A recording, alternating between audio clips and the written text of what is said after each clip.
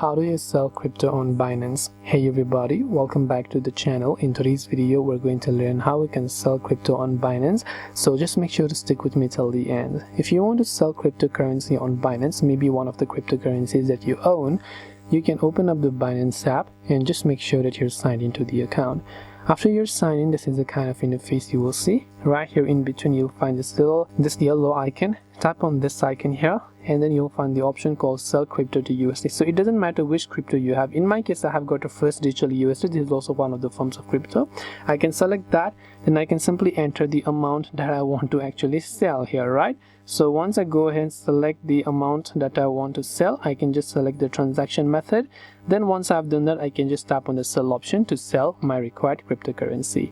And this way I'll be able to go ahead and then actually basically convert and maybe sell my cryptocurrency to USD or fiat currency. I hope that this video helped you. If you have got any more questions, feel free to leave them down below. Thank you for watching till the very end and see you soon in the next video.